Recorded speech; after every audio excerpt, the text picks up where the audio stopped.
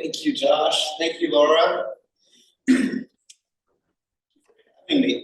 Excuse me. And thank you for coming out this cold February morning. And hello to Bob Lewis as well. Thank you for this wonderful series that allows me to take that beautiful but also kind of sparse trip down from Charlottesville, which was, time your stops well, because there's some times when there's just nothing. Okay, well, the theme this today, I guess it's just today, I'll be talking about grace under pressure and what I would call the big relief, the relief of grace. Relief is kind of the word I've been working with, and to be honest with you, I'm trying to get started, or I'm midway through a new book. And so some of what I'll be talking about is sort of fresh to me. I hope it speaks to you, and if I see nothing but kind of glazed over looks, I'm just going to scrap the whole thing. So no pressure, but my future is in your hands. I hope it doesn't go poorly. So I'm going to begin by reading to you from how I'm trying to set this up, and then we're going to kind of hopefully laugh a little bit and talk about why talk about relief in 2024. What are we talking about? We talk about relief and grace under pressure. So here's just 2 pages of text, and then we'll get to the fun stuff. Don't feel bad. We have to have a place we can vent, my friend Will said. We just signed off a frustrating conference call, and as per our custom, we'd spent the next 25 minutes debriefing. This was code for complaining and psychoanalyzing. Clearly, my coworker and I were both feeling a little self-conscious about this ritual of ours. Yes, I agreed. Don't know how I'd survive this job if I couldn't blow off a little steam now and then. Venting is healthy, right? I sure hope so, as I've become something of a black belt in the art. The day was almost over, but I was worked up, so I decided to stop by the gym on the way home. Half an hour on the treadmill always did wonders for my mood, provided, of course, that the music in my AirPods was blasting loud enough to drown out any noise from the TVs in the gym, which were always tuned to cable news. The post-exercise glow would feel great, but I knew it would be fleeting, because once I walked in the door at home, the kids would be on top of me, competing to tell me about their days, asking for homework help, petitioning for more dessert, more screen time, more attention. And thus it would remain until about 10 p.m. and the last of their lights went out. Now, I love being a dad more than anything, but some days the need can be punishing. Of course, my wife had been dealing with their insanity all afternoon, and the look with which she greeted me said it all. She was off duty, ready for a bath and some Hulu. Well, maybe she and I could get out of Dodge soon and refuel a bit before the craziness of the spring began. Not that we had any spare cash at the moment, not with what felt like every single bill adjusting upward at the same time. Oh well, pretty sure we had kids' sports games every single weekend for the next few months anyway. At least there was some housework to do before hitting the sack. And I had a decent audiobook to help me turn my brain off while I folded some laundry. It's a better pre-bed wind down than perusing social media, right? Some guys would reward themselves with a beer at this point, but I was more apt to treat myself to some late night Ben and Jerry's, mint chocolate cookie specifically. Okay, so I've just described a few hours in the life that I know best, that of a fairly comfortable, middle-aged husband and father of 3. Hopefully you didn't roll your eyes too much or make that tiny violin gesture that people make, right? Cry me a river, Dave. If you did, I wouldn't blame you. Well, comparative suffering is pretty odious.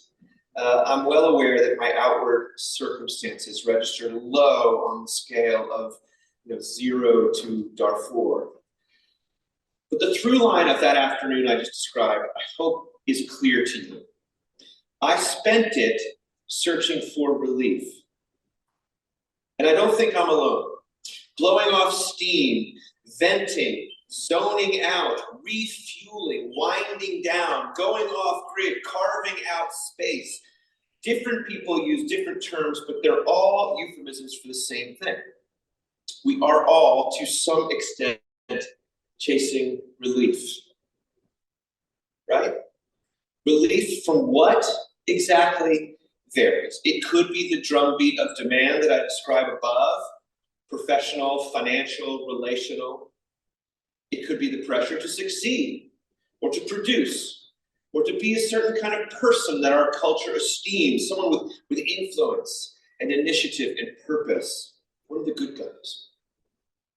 It could be something more mundane that we want relief from, like the burden of a mortgage payment or the grip of a chronic illness. It could be something larger scale, perhaps some form of socio-political turmoil that just won't go away. It could be the discouraging and sometimes alarming headlines that greet us every time we turn on our phone. Or it could be something more existential we're craving relief from, the pressure to justify our life and demonstrate that we're worthy of the air we breathe, let alone the love we receive. Or perhaps we want relief from the internal accusation of a long deceased parent. That sort of voice of not good enough-ness, or the endless judgments of others, their biases and their prejudices and their criticisms. Maybe we long for relief from grief, or guilt, or the pain of rejection. It could be anything, really. The shape of the pressure under which we live fluctuates, but its presence does not. And that is the thesis for this day of talks, that the experience of being a person in the world, of being one of God's creatures, is in many ways the experience of craving and seeking relief. We want out from under, room to breathe, if just for a little while. And so I'm going to talk this morning about one of the pressures that we face and one of the reliefs that we crave. And then I'll talk about another one during the sermon, and I'm going to talk about two more at night. And if one of these doesn't resonate with you, hopefully a different one will. I like to think that we're talking about something fairly universal, although again, the contours shift according to time and place and person. But this morning I want to talk about the pressure to be somebody. The pressure to be somebody, which is also kind of the pressure to excel, the pressure to win, to distinguish yourself, the pressure to keep score. There's a recent book by a man named Will Storr called The Status Game. He's a British journalist. And he writes that humans are extraordinarily imaginative creatures who use almost anything they can to symbolize status.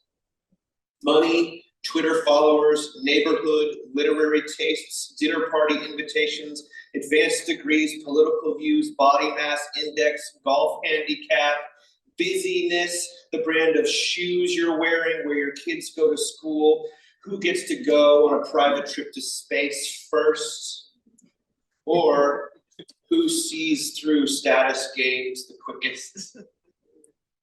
I don't know what it is for you, but it's something. We're all aware of the status games, the pressure to be somebody. And the truth is, we turn things, good things, into status games almost automatically, do we not? People in the church aren't immune. Who's here the most? Who gives the most? Who cares the most? Who believes the most? Who believes the least? Who's not here right now? I don't know what it is for you, but I know from talking to pastors and to church staff, it's status. Churches can sometimes become little bubbles of status, even the really good ones. It sometimes seems like these games are built into our brains. They're part of how we experience reality. That it's not like, you can't just opt out of this pressure to be somebody. We only get to decide which games we play. I mean, what's happening next week? Isn't everyone wearing uniforms, football uniforms to church? I mean, I live in Charlottesville, Virginia, which is home of UVA, as some of you know. And how well the basketball team is going, you can sort of taste it in the water, right? The vibe in town goes up and down according to how well the sports teams are doing. When our teams win, when they lose, so do we. So let's get to the Bible, though, because this is not simply a 21st century problem. This is from Mark, and I'm going to read it to you. This is the beginning of, this is the middle of chapter 9.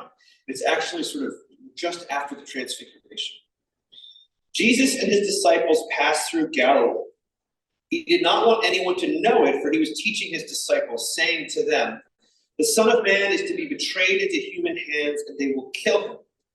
And 3 days after being killed, he will rise again." They did not understand what he was saying and were afraid to ask.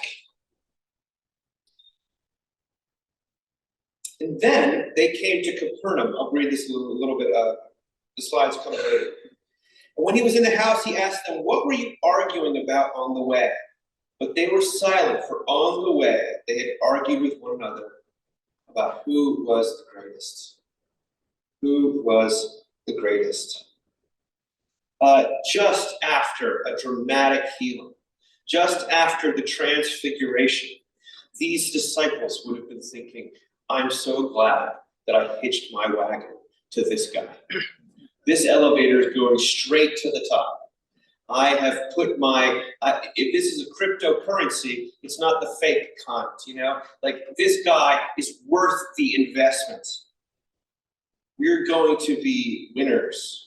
And so for them to be arguing about who's the greatest, I doubt it was some kind of, "Hey, guess what, Peter? I'm greater than you are." "No, James, you're wrong. I'm the best." It's never that way. People have these arguments all the time, but they're never on the surface. They're always through name dropping, through status signaling, things like that. The argument goes on around us, not just among the disciples. Who's doing the best here? How good was your Christmas? How many of your children came home? Where are you going on vacation? These conversations, who is the greatest, they're happening all the time. And the subtext of the discussion is simple. It's, are you above me or below me on the ladder of success, or the ladder of value, the ladder of love? Why do we do it? Why do we live with this pressure? What is it that we like about it?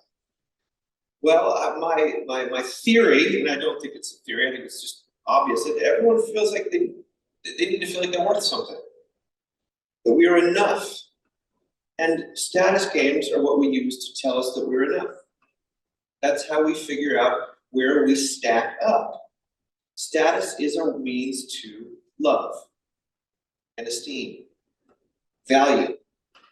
Now, we're going to watch a clip because we need to laugh at this point in the conversation. We're going to watch a clip from Seinfeld. Any Seinfeld fans here? Okay, good. Seinfeld, I think, is one of the great examples of how human beings actually interact with one another. And the person in there who's always clearly not the greatest, who is it?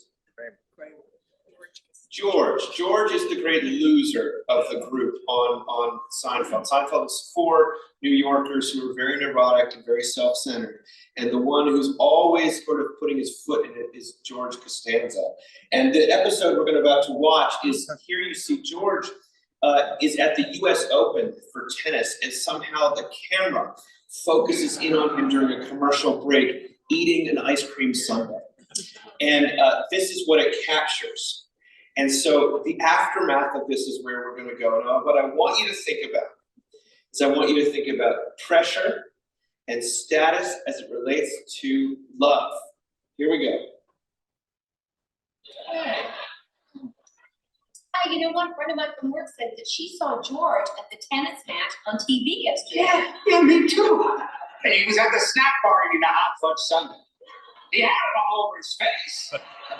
He's wearing that song. It tastes like a beard, and they got in there really nice and tight and loose.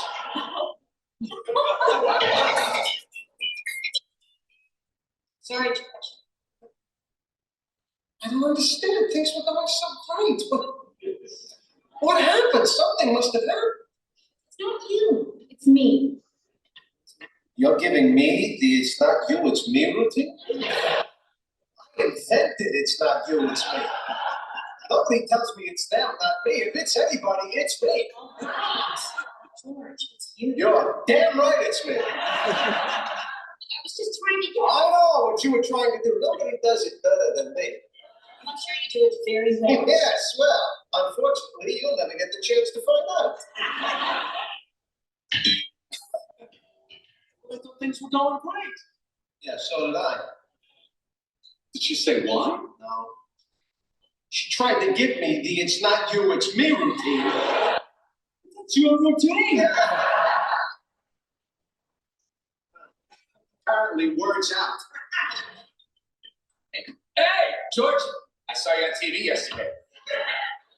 Really? The tennis court? Yeah, you were at the snack bar eating a hot fudge sundae. Get out of here. I didn't see any cameras there. Oh, the camera was there. And the announcers, they made a couple of facts about you. Facts? What would they say? That you had ice cream all over your face. They were talking about how funny you looked. Maybe Gwen saw it. Maybe that's what did it. Well, I tell you, it wasn't a pretty sight. She must have seen me eating it on TV. So she sees you with hot fudge on your face and she ends it? Do you really think she'd be that superficial? Why not? I would be. Hello? Oh, hi, Dad. You saw him?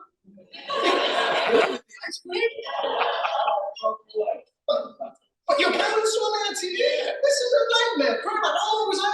It felt like 8 seconds. 1,000, 1,000. I heard you really inhaled that thing. Did anyone tape it? Can we move on? He thinks Gwen broke up with him because she saw him eating the ice cream on TV. Oh, come on. If she's not superficial, you don't want her. Yes, I do. So I guess you're not going to Todd's party on Friday. I can't now. Gwen's gonna be there. Well, she should be the one that shouldn't go. Well, if a couple breaks up and they have plans to go to a neutral place, who withdraws? What's the etiquette? Excellent question. I mean, I think she should withdraw. She's the breaker, he's the breakee. He needs to get on with his life. I beg to differ. Really? He's the loser. She's the victor. Uh-huh. To the victor belong the spoils. Well, I don't care. I don't want to go anywhere. I don't want to fight that traffic on Friday night. Well, we can take the car service from my office. Really? Yeah, they don't. All right, I'll see you later. Okay. Hey, George. To the victor again. So here you see someone who's has lost the game of life very clearly, and he can opine with this wonderful cartoon from the New Yorker. I wish my identity weren't so wrapped up with who I am. This is what happens when you are engaged in status games and the pressure to be somebody. And every interaction becomes an opportunity to assert your worth. If you mess up, if you are caught on screen eating the hot fudge sundae the way that you do when you think you're alone, well, then you're in trouble because it means love is withdrawn from you, like with George. Now, the truth is, status games don't only not work when we lose, they also don't work when we win. This is Naomi Osaka. Maybe you know her. She's a tennis champion. And she won the US Open in 2018 and 2020.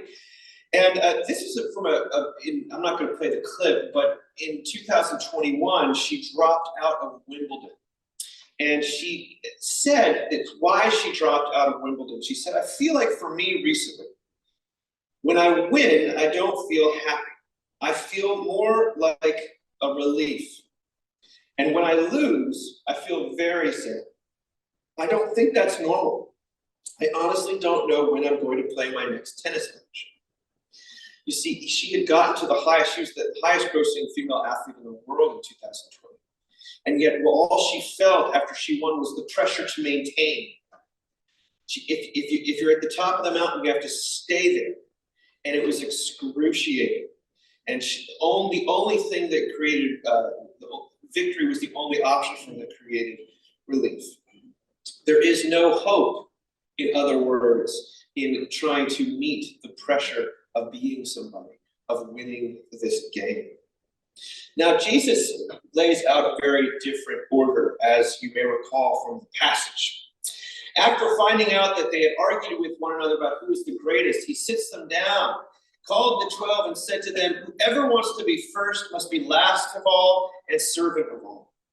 And then he took a little child and put it among them, and taking it in his arms, he said to them, whoever welcomes one such child in my name welcomes me. Whoever welcomes me welcomes the one who sent me. Wow. Now, when he takes a child on his lap, we have to get back to what children used to be thought of as. We're not talking about cherubic, beautiful children in a sort of a post-Victorian era where they can do no wrong and they are the center of attention and the innocent, pinnacle of our lives. No, we're talking about children more like these. These are Newsies. My son is just been cast in a production of Newsies, the musical, in Charlottesville as an 11-year-old. And what's jarring about it is the Newsies, the kids who were selling newspapers in New York at the turn of the century, were not pleasant children. They were disgusting. Is the pleasant term for it. They were orphans and they were street urchins and they were rude and they were gross. And that is the same basic context that Jesus was working with too. Children were not seen as the top of the heap, but the bottom. They would be the last. These were not children that were Instagrammable.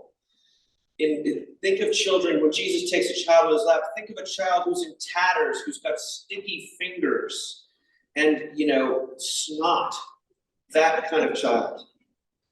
If you want to be first, Jesus says, then be like this child who is last, a child who's powerless, who's dependent, who doesn't have the ability to plan or anticipate, who has no political or economic power. What Jesus is trying to tell us is that the answer we find in him is that our value is not in our status or in our ability to establish ourselves, to win the game. Our value is found in our belovedness, not in our establishing of our identity, but in our receiving of it. You see, when he holds up a child, he's trying to hold up that which the child is under no illusion of being able to earn something. A child only has what they can receive. They're on the receiving end of what they receive from the elders in their situation, as well as what they receive from God.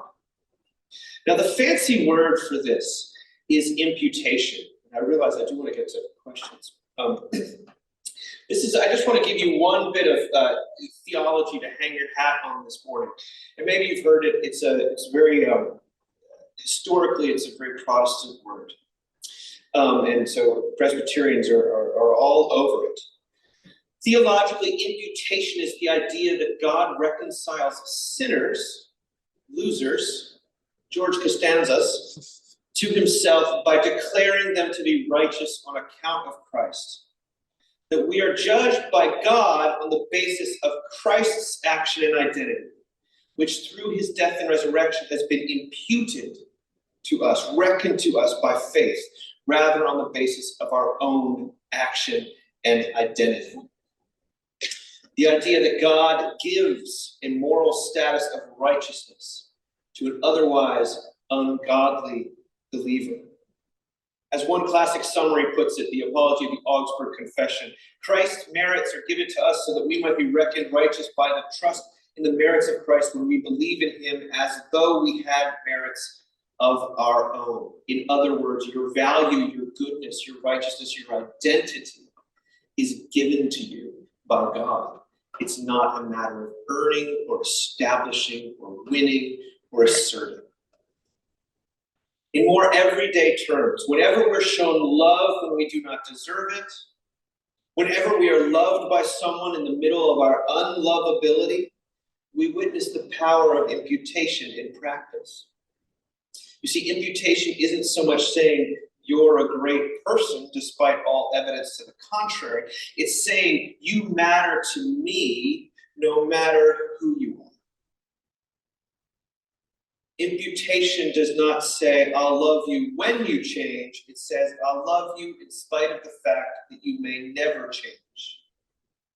Your belovedness is not indexed to your behavior, to your eating habits, your ice cream eating habits. Non-contingent is another word that might help us here. This is the Christian way to deal with pressure. A relationship to the God who imputes righteousness to sinners is non-contingent, meaning God's disposition towards you and I is not contingent on what we bring to the table. It is not contingent on our personal PR department's ability to spin our behavior effectively.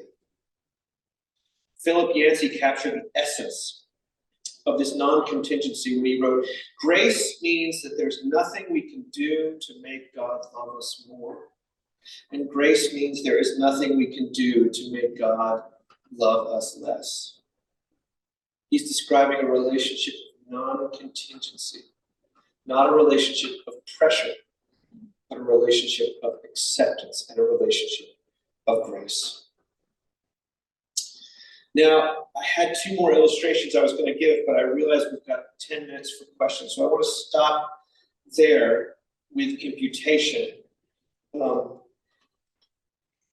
the reason I showed the Seinfeld clip is what I'm really trying to say is that God, when we are at the judgment seat, and all the lists of all of our shameful infractions is being read, our embarrassing moments and the things we did when we were alone that we thought no one saw.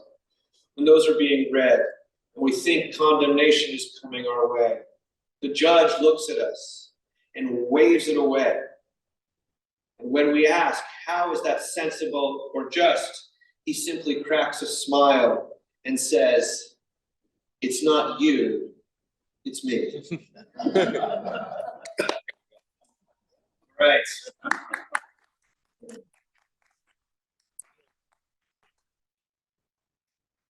Questions, responses, thoughts? I got a mic. Throw your hand up with the question if you got one.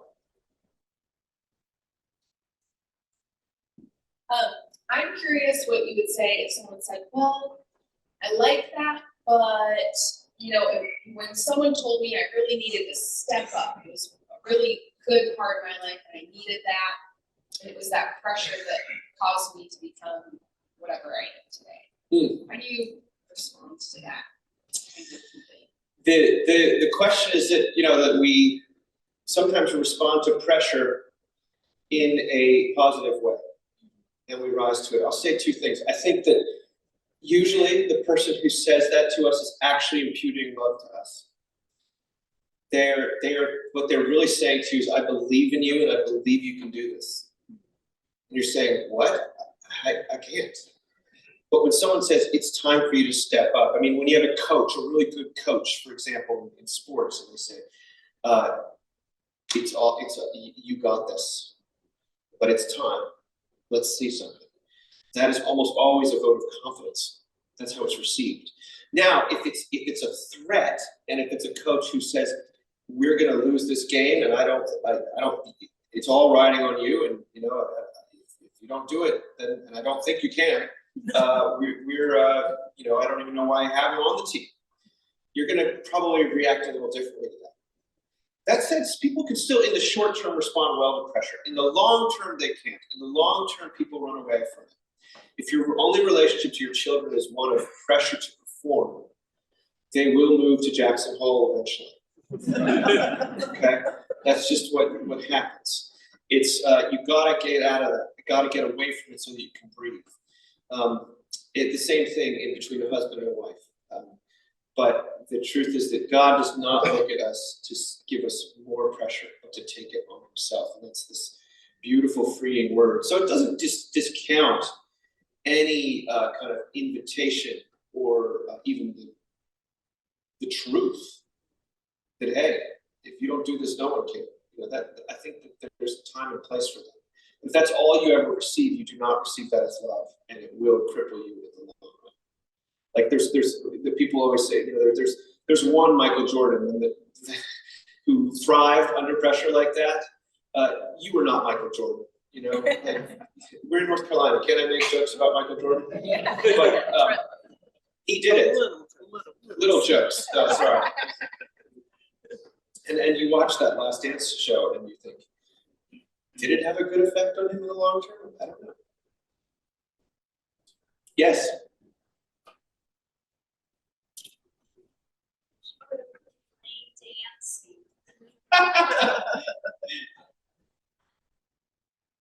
I think this is wonderful, and I hope you get on every morning show, especially on Sunday with Willie.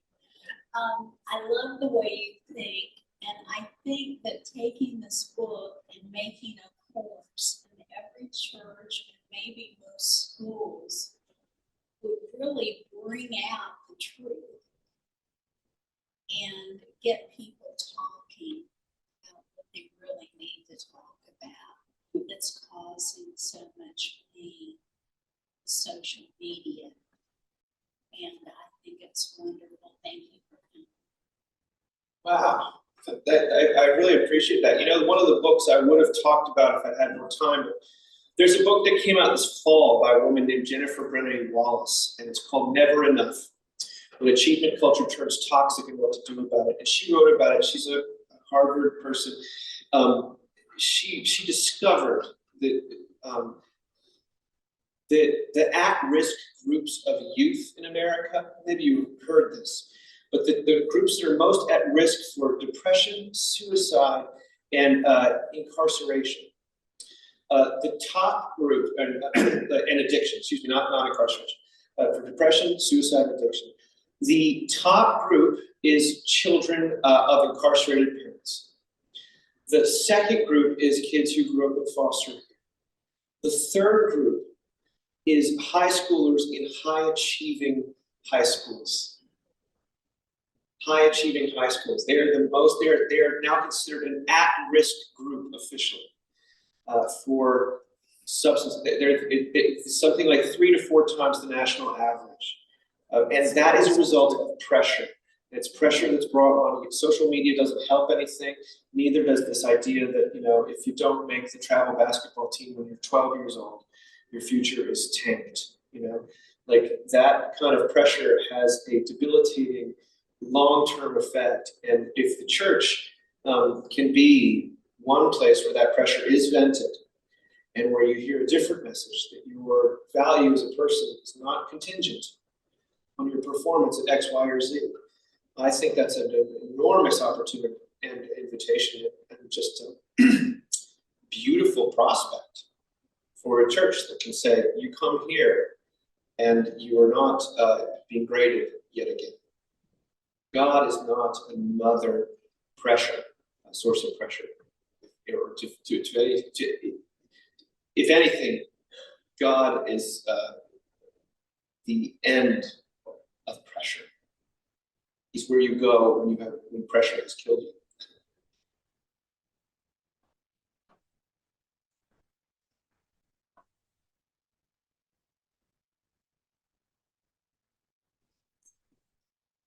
believe that God's grace predominates both testaments, absolutely.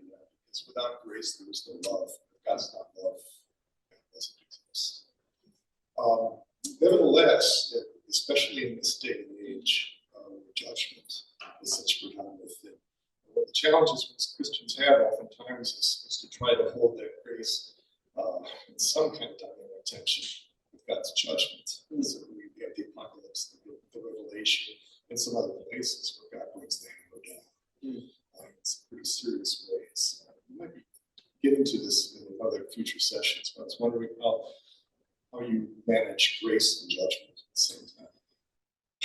Grace and judgment. I mean, I think God is a God of judgment, meaning God cares about right and wrong, clearly. But I believe that also that He has satisfied the demands of the law in His Son. And that to be saved is to throw yourself on the mercy of God, who can deal with the judgment that you can't. And I think we often have fallen into the trap of thinking that judgment will accomplish something other than more judgment. And if you watch the news or just your person in the world, you know that judgment creates more judgment. It escalates. There's no end to it. We're going into a year of, there's going to be, the left thinks the right's too judgmental and the right thinks the left's too judgmental. Everyone thinks judgment is run wild. And I don't know, the answer to judgment is not in meeting it, but somehow pointing to the one who has met it. So I think you can, in that sense, you can uphold right and wrong and goodness and truth without trying to locate it in yourself, or at least in a lasting or definitive way, because that's where you always get into trouble. I'm right and they're wrong. And Christians, and we are free to, as George Costanza shows us, we are free to give up a little bit on that, on having to establish our own righteousness nonstop, and rest in the love and grace of God that I think births patience with our neighbors as well as patience for those who are judging the heck out of us. Otherwise, we know that more judgment is not what the world needs. Maybe you think it is, but I think I see escalation, and I think that the way that the Christianity says judgment, I'm going to take on the judgment myself, and that's going to fall on me, and that is going to be my final word. Let's do one more.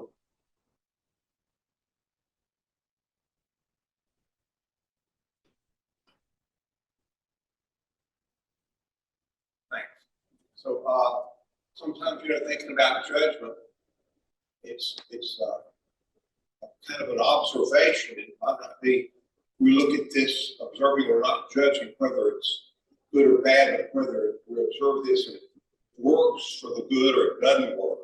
It's not really an observation rather than a judgment. I think that's where we need to be headed towards. Hard judgment. I'm right and you're wrong. That's the way it is. I think that's very wise. Observation as opposed to judgment. One of the things the book Low Anthropology that will be on sale tonight, I haven't touched on it at all, but it's an attempt to reclaim our identity as creatures rather than the creator, and to say that in a world in which everyone feels so certain about everything, to be a creature, and AKA not God, you and I, is to be someone who can never be 100% certain about anything. Because you just don't have all the facts. Even if you have 99% of them, you don't have them all. You do not have access to that. You are bound by your context and by your perspective and by your biology and by, history. So we want to, that's another way to get away a little bit from the ironclad judgments in which we're all swimming and basically drowning these days, is to say, I have a conviction about this, I get the sense this is the right way to go, this is the wrong way to go, but I don't know for absolute sure. And that, I think that tiny window of uncertainty as being permission, because you're a human being to be uncertain, does open the window to dialogue, and at least not violence. Let's give Dave a round of applause. Thank you, Dave.